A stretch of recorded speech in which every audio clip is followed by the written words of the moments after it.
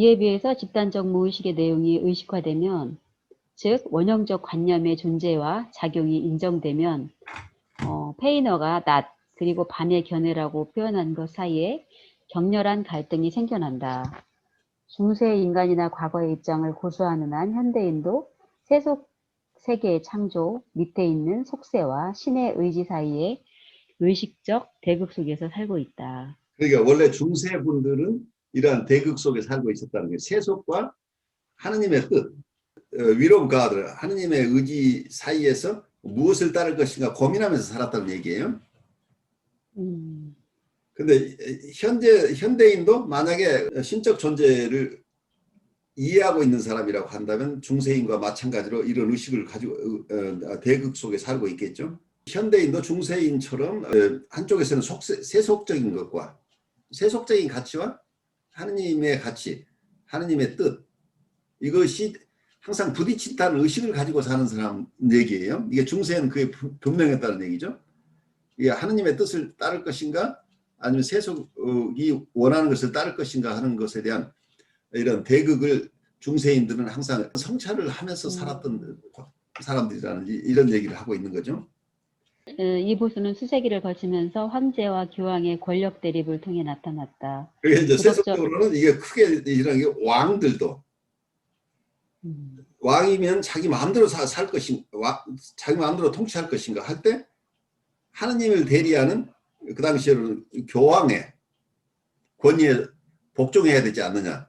그래서 세속권과 어떤 교권 사이에 엄청난 다툼이 수세기에 있었어요. 그러니까 이걸 단순한 권력 다툼으로 보는 게 요새 역사학자들이 견해인데, 영성적으로 본다고 한다면 절대 권력은 부패하게 되는데 거기에 하느님의 뜻을 살피면서 가도록 하는 제어 장치가 어떤 교권이었다고 볼 수 있겠죠. 그래서 그 속에서는 세속 권력과 영적인 것, 그 세속과 그리고 영적인 세계에 다른 가치 기준이라는 것을 의식하고 있었다는 겁니다. 도덕적 영역에서는 이 갈등이 매번 선과 악 사이의 우주적 싸움으로 첨예화되었고, 인간은 원죄에 의해 이들 한가운데에 던져지게 되었다. 그러니까 중세인들은 원죄라는 개념이 굉장히 강하기 때문에 항상 선과 악에 대해서 예민한 감각을 가지고 있었다는 얘기죠. 그래서 악에 빠지지 않고 선한 삶을 살아야 된다 하는 이런 의식들을 가지고 있어야 자기 삶에 대한 통제가, 자율적인 어떤 조정이 여기에 따라서 이루어졌다고 볼 수 있겠죠. 이런 인간은 오늘날의 집단 인간만큼 확실하게 세속에 빠져버리지는 않았다. 왜냐하면 잘 알려진, 이를테면 손에 닿는 이 세속 세계의 권력에 대하여 그만큼 영향력이 큰 형 이상학적인 잠재력을 인정했기 때문이다. 이런 인간이 비록 한편으로는 정치적이고 사회적으로는 예를 들어 노예로서 자유도 권리도 없었고, 다른 한편으로는 어두운 미신의 횡포에 내맡겨진 바람직하지 못한 상황에 처해 있기는 했지만, 적어도 생물학적으로는 저 무의식적 전체성에 더 가까웠다. 아이와 원시인은 비교적 완전한 정도로 야생동물은 완전 무결하게 지니고 있다. 현대적인 의식의 관점에서 볼 때 중세 인간의 상황은 비참하고 개선될 필요가 있는 것처럼 보인다. 그러나 과학을 통한 의식의 필연적 확장은 중세의 일방성을, 즉 과거에서부터 지배해 왔으나 점차 기한이 지나버린 무의식성을 다른 일방성으로 대체하였다. 그것은 과학적인 토대를 가진 견해의 과대평가였다. 이것은 모두 외부적 대상의 인식과 관계가 있다. 그것도 너무나 일방적으로 진행되어 오늘날 정신, 그리고 무엇보다 자기 인식의 낙고성이 가장 절박한 시대의 문제 중에 하나가 될 정도다. 그런 지배적인 일방성 때문에, 그리고 낯설게 의식 저편에 있는 무의식의 끔찍한 시각적 제시에도 불구하고 이러한 갈등이 맹목적이고 무력하게 넘어가고 학문적인 양식을 자신의 마음 상태가 아닌 외적 대상에 대해서만 적용하는 사람들이 아직 무수히 많다. 정신적 사실은 물론 객관적인 탐구와 인정을 필요로 한다. 적어도 실제로 자동차나 라디오만큼의 의미를 갖는 객관적이고 정신적인 요소들이 있다. 결국 중요한 것은 그것을 어떻게 사용하는가의 문제이고 그것은 그때그때의 정신 상태에 따라 다르다. 그러나 정신 상태는 우세한 무슨 주의들 때문에 심각하게 위협을 받고 있다. 주관적 의식을 집단적 의식과 동일시함으로써 생겨나는 오염과 다름없다. 이러한 동일시는 틀림없이 대항할 수 없는 재앙의 성향을 지닌 집단 정신을 만들어낸다. 이와 같은 무시무시한 위협에서 벗어나려면 주관적 의식이 자신의 그림자와 원형의 존재와 그 의미를 인식함으로써 집단적 의식과 동일시를 피해야 한다. 그렇게 하면 사회의식과 그에 상응하는 집단 정신의 압도적인 힘을 효과적으로 막아줄 수 있다. 효과의 측면에서 보자면 중세 인간의 종교적 신념과 자세는 무의식적 내용을 통합함으로써 생겨나는 자아의 태도의 대체로 상응한다. 물론 후자의 태도에서는 환경의 암시성이나 무의식성 대신에 과학적 객관성과 의식성이 그 자리를 차지했다는 점에서 차이가 있다. 그러나 현대인의 의식에서 종교는 여전히 종파를 의미하고 그럼으로써 성문화되고 교의학적인 문장으로 옮겨진 종교적 진술에 집단적으로 인정된 체계를 표현하는 만큼 비록 그 종교적 상징들이 근원적으로 영향을 끼쳐온 원형들을 표현하고 있다고 하더라도 집단적 의식의 영역에 속한다. 교회의 공동체 의식이 객관적으로 존재하는 한 정신은 일종의 균형 상태를 누리게 된다. 어쨌든 자아의 팽창을 충분히 효과적으로 막아주는 것이 있게 된다. 그러나 에클레시아와 그 모성적 에로스가 사라지면 개인은 집단적 무슨 주의와 그에 속하는 집단 정신의 무방비 상태로 내맡겨지게 된다. 개인은 이전에 그가 교회에 속하면서 가지고 있던 것과 같은 정신적 태도를 가진 채 비극적 방식으로 사회적 또는 국가적 팽창에 빠지게 된다. 여기서 좀 나눠볼게. 어떤 교회의 공동체 의식이라고 하는 게 어떤 커뮤널 컨셔스니스라고 하는 교회가 하나의 공동체로서 존재하면서 사람들이 종교적인 삶을 살아가죠. 그리고 이런 의식이 있는 한은 지나친 자아 팽창이 안 일어난다는 거죠. 성실하게 교회 생활을 하는 사람들은.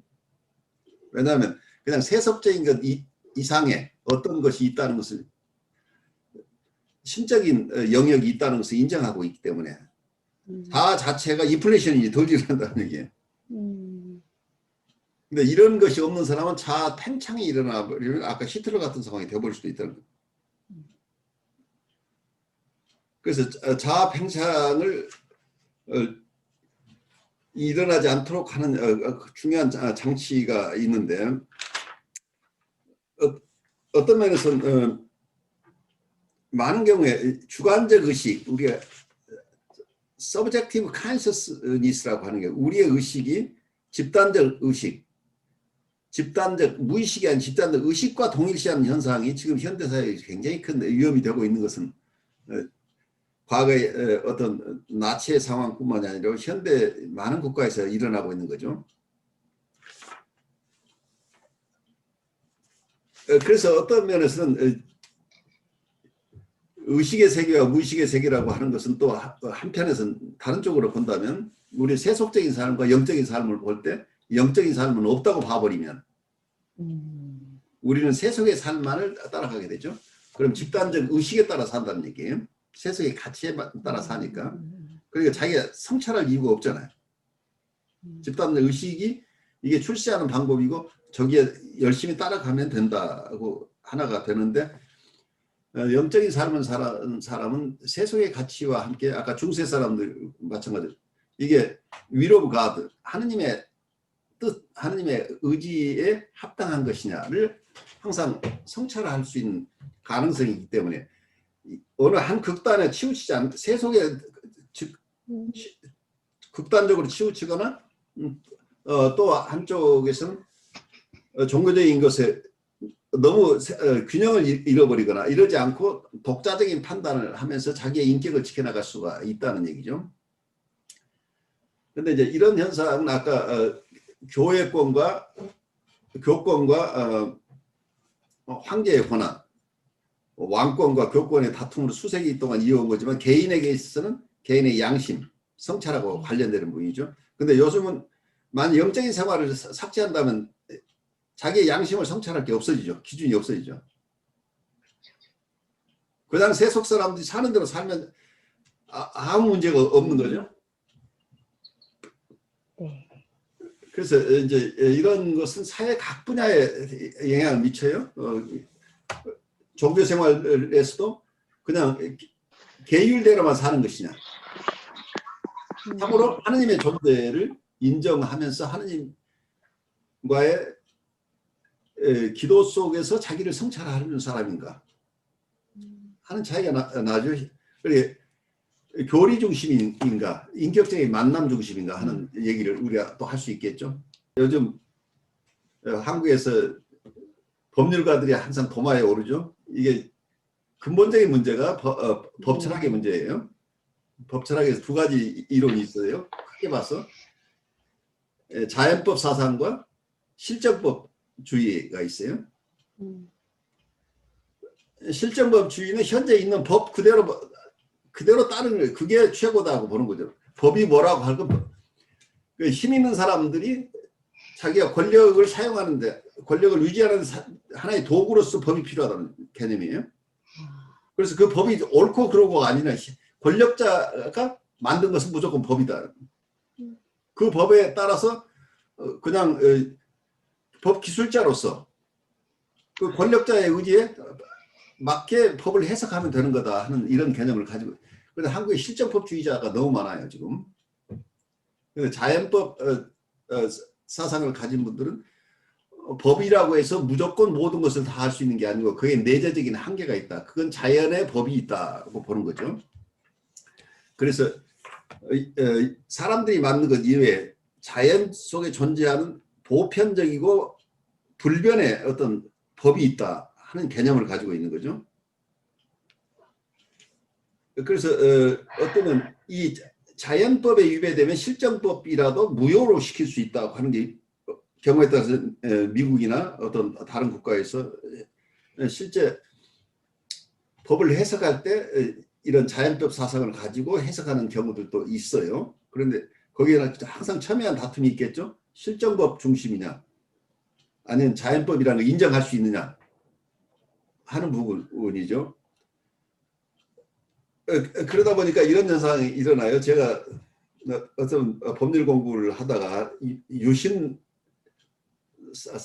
헌법을 만났어요. 그러니까 그 당시에 박정희 대통령 말기에 교련을 실시하면서 전체주의 국가로 움직이면서 교련 반대 대목부터 우리가 대학 다니면서 시작을 했는데 어떤 학생들에게 군사후전을 시키는 것 자체가 이게 굉장히 필요하다고 하면서 교련을 시작한 건 이미 그 당시에 독재 국가로 향하기 위한 첫발이라는 것을 이미 알고 있었어요. 이미 우리 학생층에서도.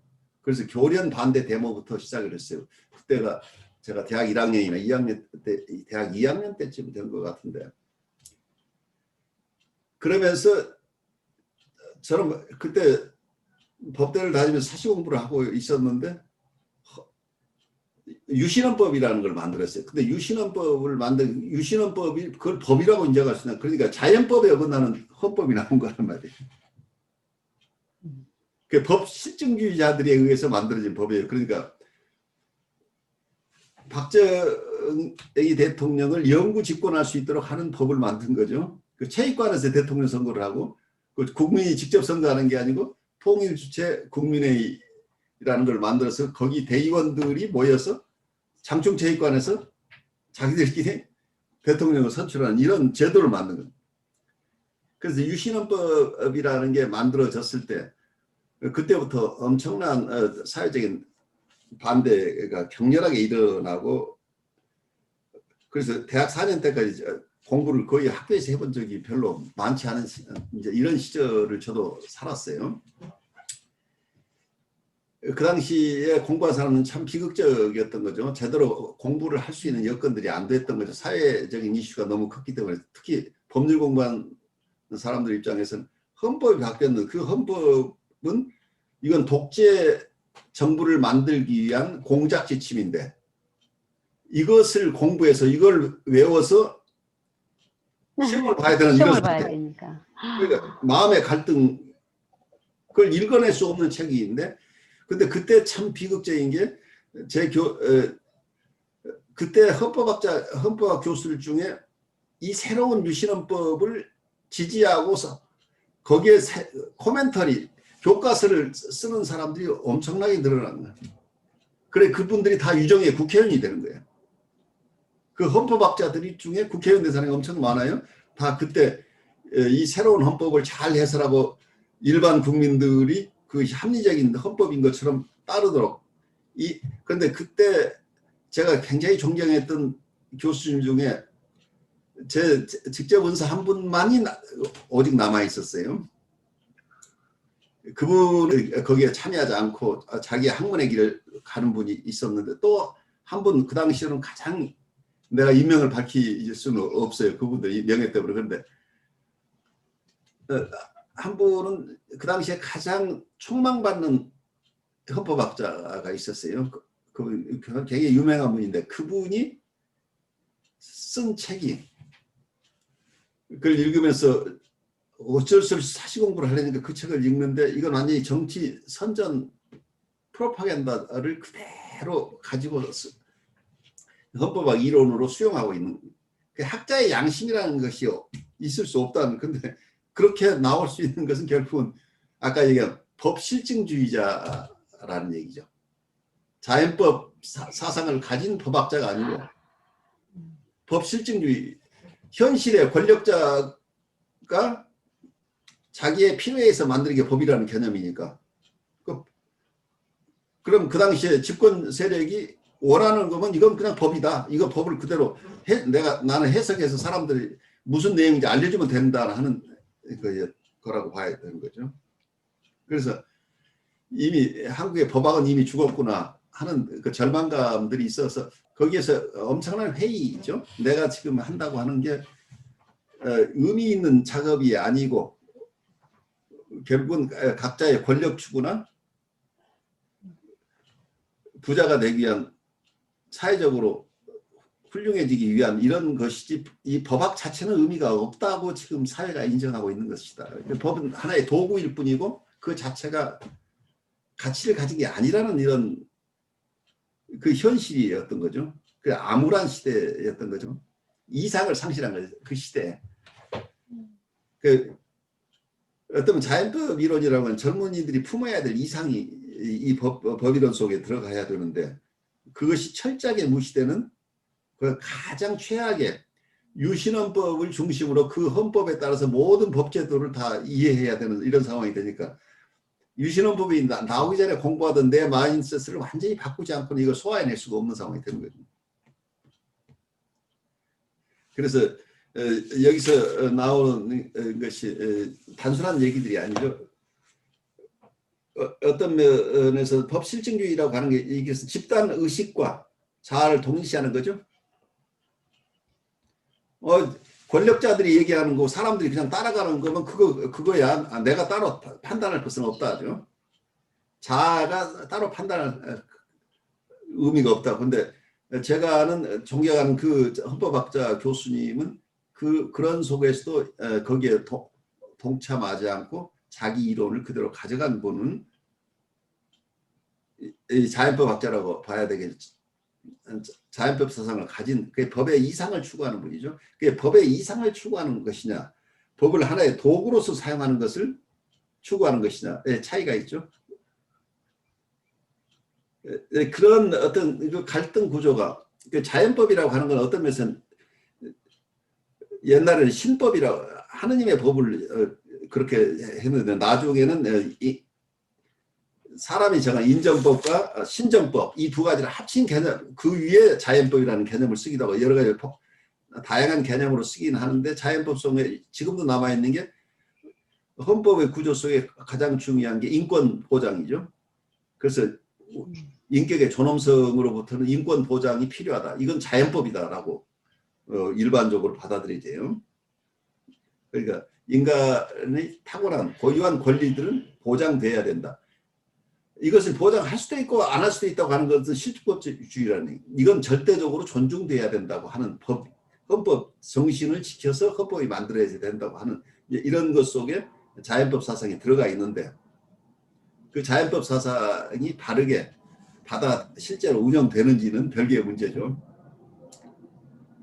그래서 단순하게 신앙의 문제뿐만이 아니고 어떤 양심의 문제, 어떤 정의의 문제, 이 모든 분야에 지금 융이 얘기하고 있는 집단 의식과의 자아 동일시라는 것은 얼마나 위험한가가 드러나요.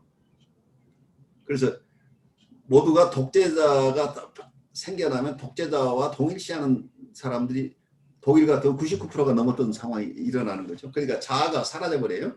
그래서 가치 판단 능력이 사라져버리는 거죠. 그와 반대로 개체가 사회적 무슨주의의 편협함을 인식할 정도로 충분히 독립되어 있으면 주관적 팽창의 위협을 받게 된다.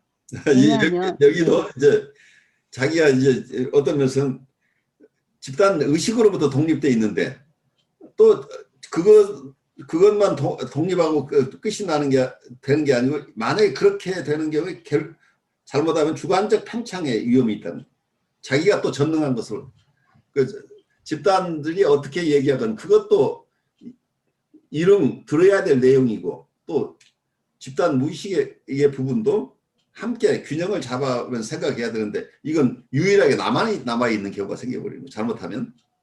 그러니까 주관적인 자아 팽창이 또 일어나 버릴 수도 있는 거죠. 아까 집단들의 의식과 동일시에 의해서 자아 팽창이 일어나는 경우도 있지만, 이 경우에는 집단의식과는 상관없이 천상천하 유아 독존이 되어버리는, 이제 자기 생각이 다 옳은 것이 될 수도 있는. 왜냐하면 개체는 보통 심리적 현실에서의 종교적 관념이란 결코 단지 전통과 믿음에만 근거하는 것이 아니라 원형으로부터 유도되었으며, 이것을 주의 깊게 고려하는 것이 종교의 본질을 만들어낸다는 사실을 알지 못하기 때문이다.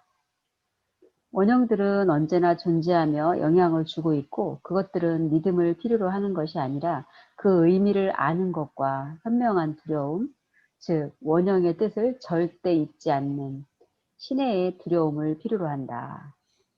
아주 굉장히 의미 깊은 얘기예요, 이 속에는. 그러니까 종교가 하나의 교리로 이렇게 돼 있어서 집단적인 의식이 돼 있어요. 그렇지만 원래는 종교 자체는 원형으로부터 왔다고 보는 거죠. 그래서 원형 속에 있는 그 스피릿이 있는데, 그 스피릿을 두려워하고 그걸 만나는 힘이 있어야 된다는 거예요.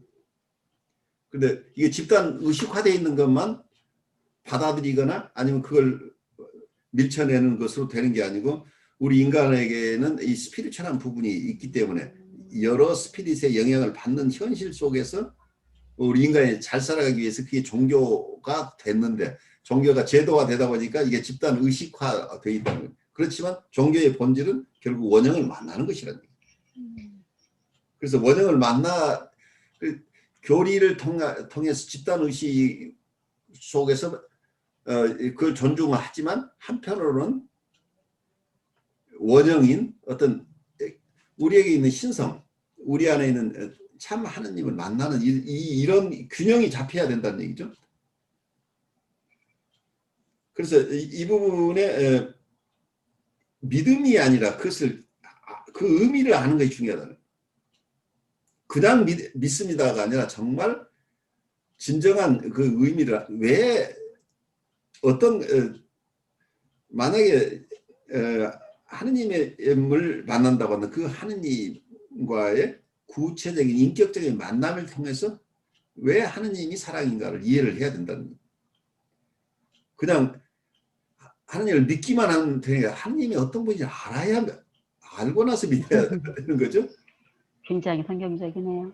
네. 굉장히 정말 깊은. 그러니까 믿음으로 다 해결된다고 하는데, 믿음이 알면서 믿어야 되는 거지. 무조건 나를 구해 주실 것임을 믿습니다라고 그냥 구해지느냐는 얘기죠. 그러니까 믿음이 도구화되면 안 되고. 그렇죠. 네, 그러니까 진정한 믿음이라는 건 성경에 그런 말씀이 있거든요. 요한복음 17장 3절에 영생은 곧 그 예수 그리스도가 누구인지 예수 그리스도를 보내신 자가 누구인지를 아는 것이다. 아는 그렇죠. 것이다. 아는 거죠. 그 진리를 아는 거죠.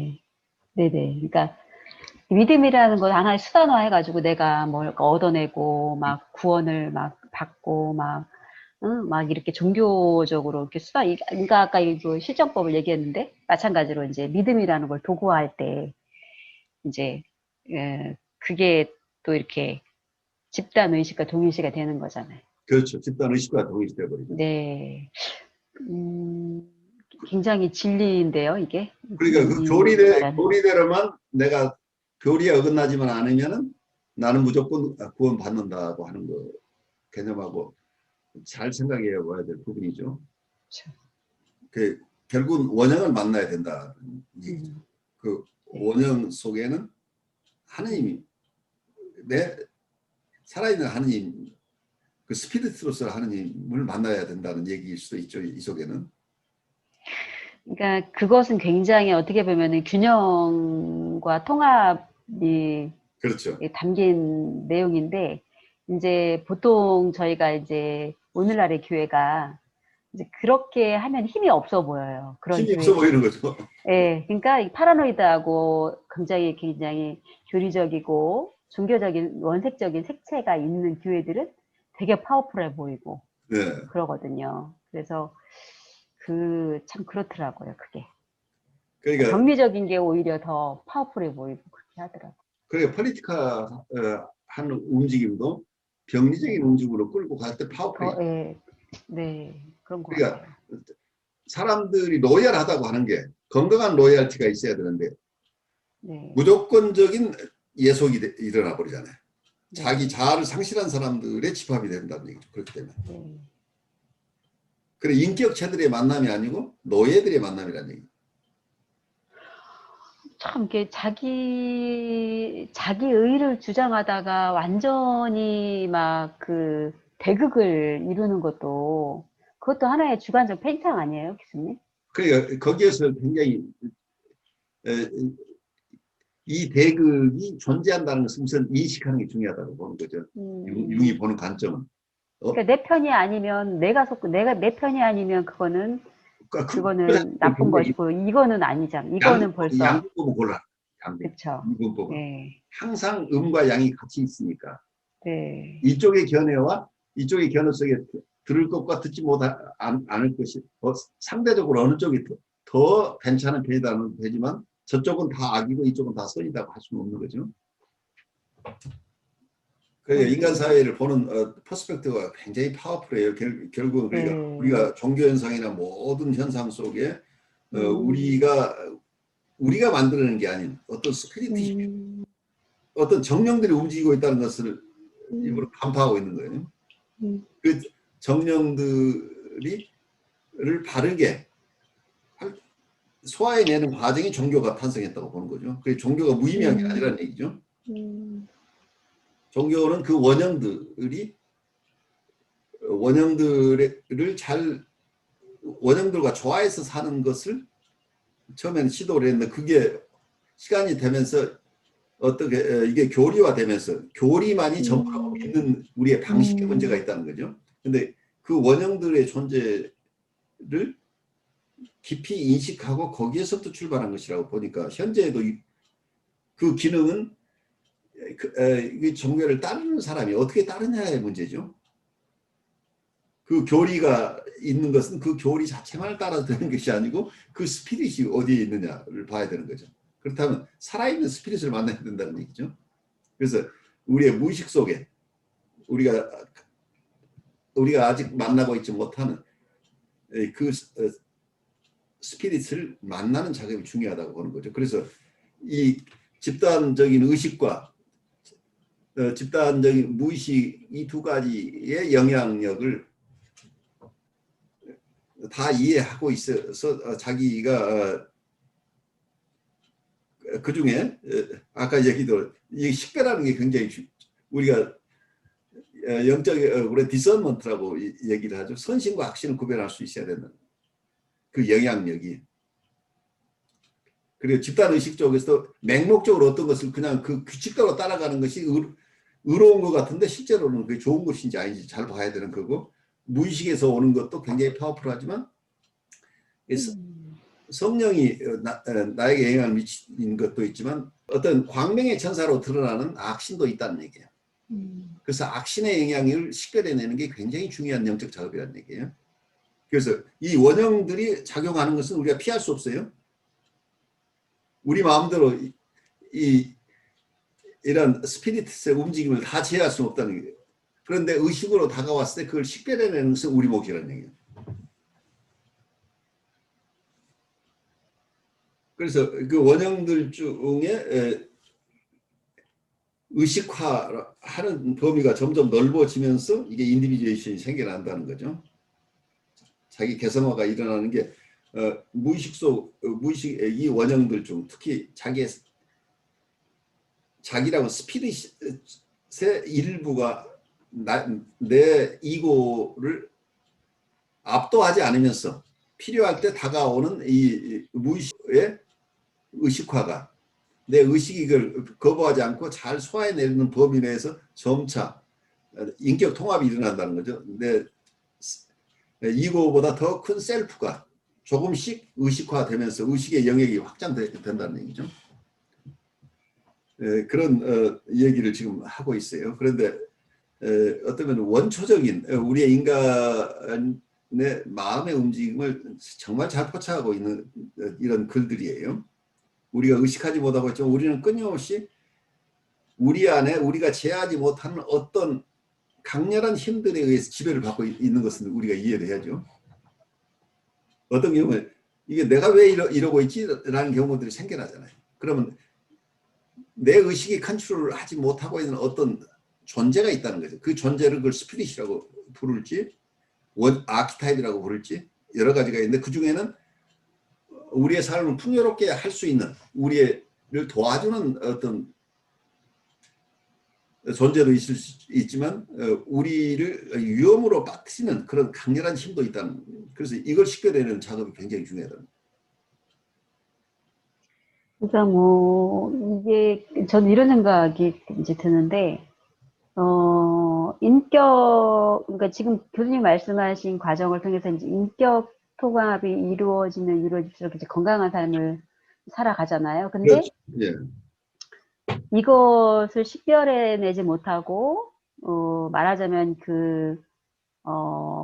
악령, 그러니까 이 원형에다가 이 부정적인 신들이 합세하는 것에 갇혀질 때 원형 중에 그 원형이 어떤 경우에는 다크 사이드가 있고 라이트 사이드가 있고 빛의 영역과 나쁜 쪽이 있을 수도 있다고 볼 수 있겠죠. 네, 이제 굿과 배드라고 한다면, 예. 근데 이제 이게 배드가 장악하고 있는 것들을 분별하지 못하고 거기에 함몰될 때, 그렇죠. 가정이 파탄되고 학대가 그렇죠. 일어나고 가정이 깨지고 이제 막 온갖 말하자면 비극이 일어나죠. 파괴시키는 막 그런 일들이 벌어지는 것들이 바로 이런 현상 때문에 그런 거죠. 그렇게 얘기할 수 있는 거죠. 네. 악신이 영향을 미칠 때는 그 악신의 얘기가 옳아요. 이게 자아가 거기에 압도돼 버리니까 악신이 하는 것이 그냥 합당한 거, 자기는 네네네. 내 자식, 네. 내가 마음대로 학대할 권리가 있다고 믿어버리는 거죠. 네네네.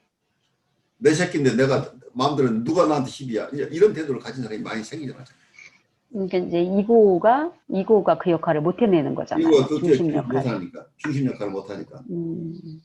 그런 것 같아요.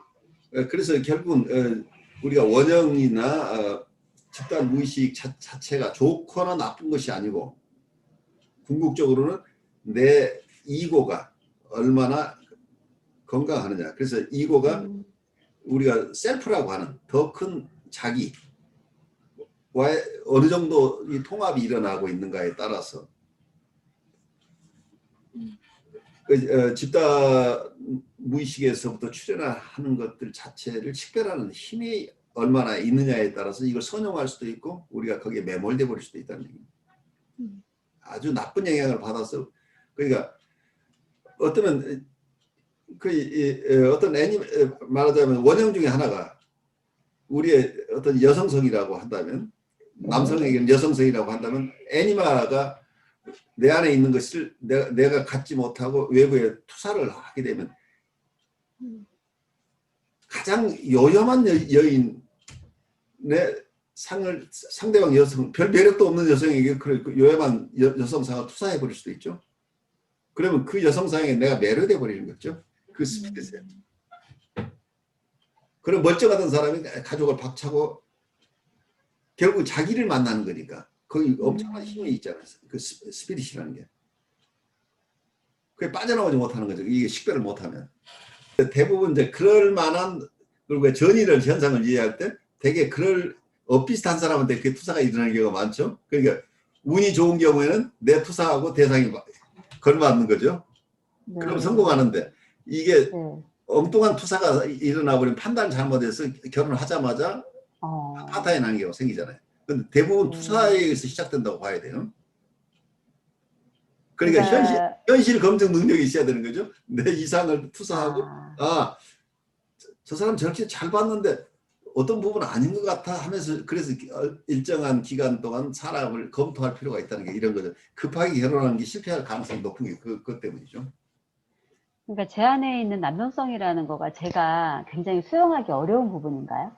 그러니까 그러니까 일반적으로는 부정적인가요?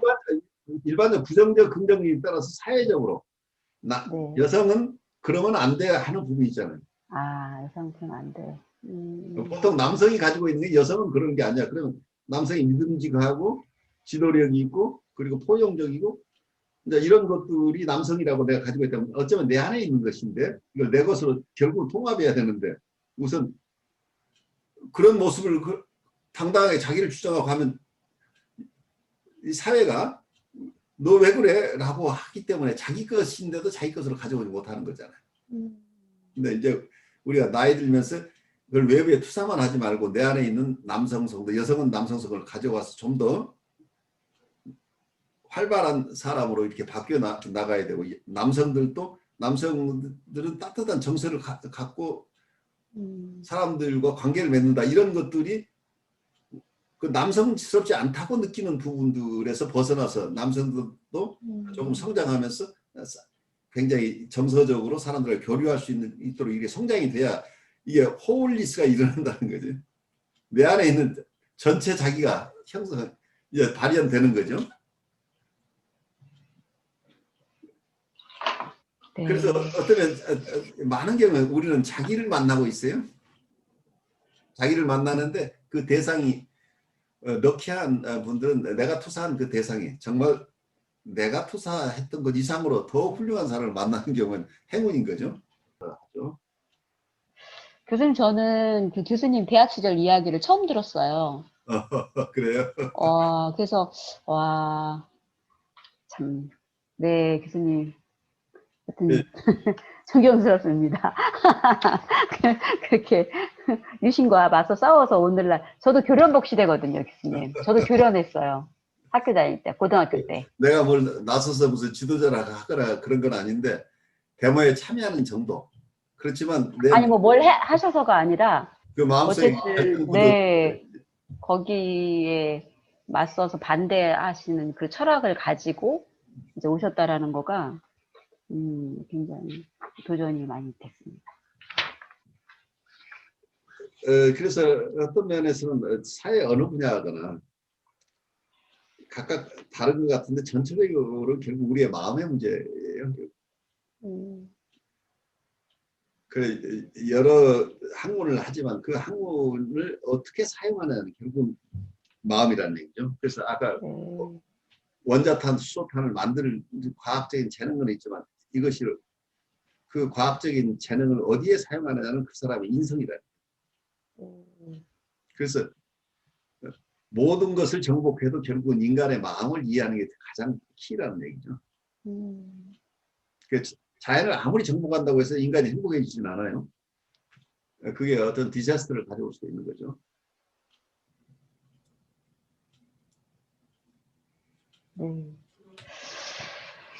많은 것들을 생각하게 해주는 좋은 시간이었던 것 같아요.